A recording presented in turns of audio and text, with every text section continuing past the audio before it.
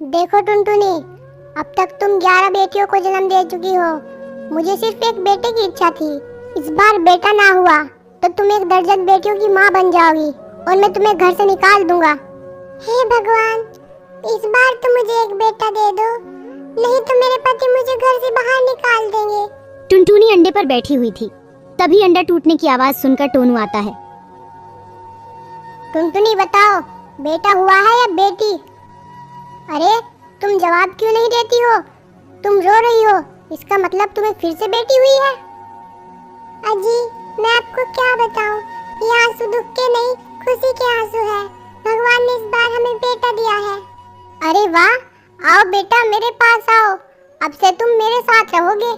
टुनटुनी मेरी बात सुनो, मैंने तुम्हें घर में इसलिए रखा हुआ था क्योंकि मुझे एक बेटा चाहिए था। अब तुम इन 11 बेटियों को लेकर इस घर से निकल जाओ। अजी, मैं इन 11 बेटियों को लेकर कहाँ जाऊंगी? इनका पालन पोषण कैसे करूंगी? इनको कहाँ रखूंगी?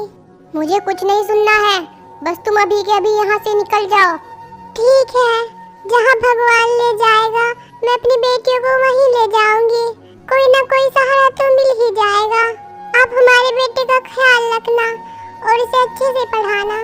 इतना कहकर टुनटुनी अपनी 11 बेटियों को लेकर घर से निकल जाती है। वो दिन भर जंगल में भटकती रहती है कि उसे रहने के लिए कोई आशियाना मिल जाए, लेकिन उसे कोई जगह नहीं मिलती। आखिर में वो एक घर का दरवाजा खटखटाती है। तभी एक चिड़िया बाहर निकल कर आती है। क्या काम है, बताओ। बहन, मुझे तुमसे एक मदद चाहिए। मेरे पति ने मुझे मेरी बेटियों के साथ घर से निकाल दिया है और मेरे पास रहने के लिए घर नहीं है। क्या मैं कुछ दिन तुम्हारे घर में रह सकती हूँ? कुछ दिन के अंदर मैं दूसरा घर ढूंढ लूंगी और फिर यहाँ से चली जाऊंगी। बहन मेरी मदद करो। अगर किसी के पास घर नहीं है तो उसे अपने घर में रखना मेरा ठेका नहीं है। और वैसे भी तुम्हारी इतनी सारी बेटियां हैं, मुझे इनसे अपना घर गंदा नहीं कराना। लेकिन तुम्हारे पास एक रास्ता है, बताओ ना बहन, मेरे पास क्या रास्ता है? मैं अपनी बेटियों को कहाँ लेकर जाऊँ? तुम अपनी बेटियों को अमेज़न के जंगल में ले जाओ। वहाँ पर कोई पक्षी नहीं रहता और तुम्हें घर बनाने के लिए बहुत जगह मिलेगी और तुम्हें वहाँ खाना भी मिलेगा। लेकिन वहाँ कोई पक्षी क्यों नहीं रहता और वहाँ कोई खतरा तो नहीं? हा हा हा, अरे वहाँ कोई पक्षी इसलिए ही तो नहीं रहता क्योंकि वहाँ रहने में बहुत खतरा है। इतना कहकर चिड़िया वहाँ से चली जाती है। माँ, मुझे बहुत भूख लगी है माँ, मुझे खाना दो, नहीं तो मैं भूख से मर जाऊंगी माँ। अब बेचारी टुनटुनी के पास उस जंगल में जाने के अलावा कोई रास्ता नहीं बचा था। अब भगवान के भरोसे मैं तुम सभी को उस जंगल में ले जा रही हूँ। इसके अलावा अब और कोई रास्ता नहीं बचा। इतना बोलकर टुनटुनी अपनी बेटियों को अमेज़न के जंगल में ले जाती है। वहाँ उसे एक खाली घर दिखता है। वो सभी उस घर में चले जाते हैं। मोनी बेटा, मैं तुम सभी के लिए खाना लेने जा रही हूँ।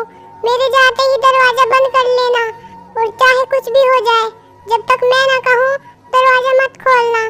जब मैं लौट कर आऊंगी तो मैं ये आवाज निकालूंगी, मैं आई, दरवाजा खोलो।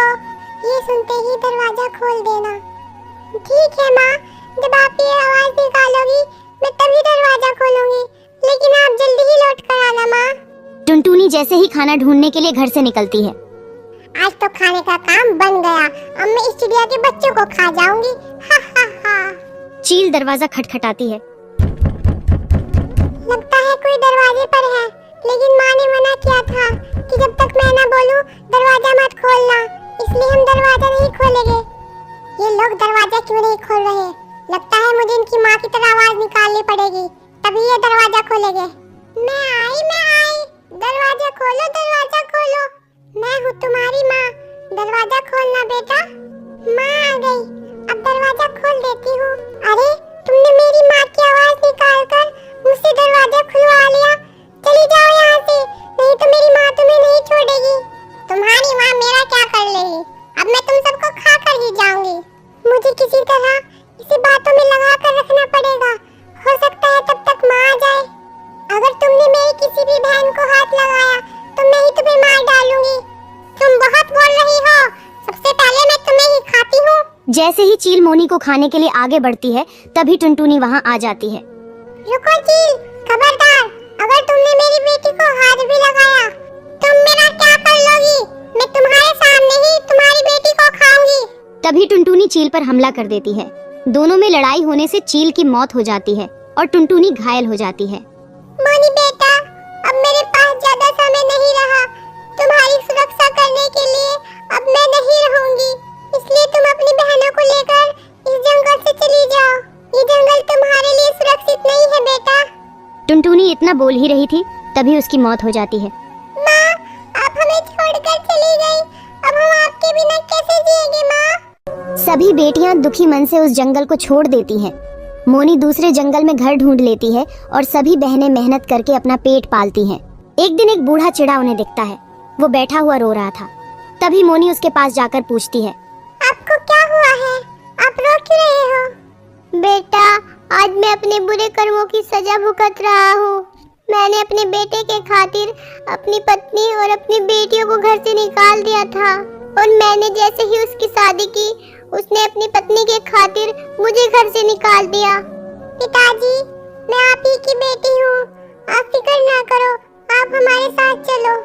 बेटी, मुझे माफ कर दो। मैंने तुम सबको घर से निकालकर तुम्हारे साथ बहुत गलत किया था।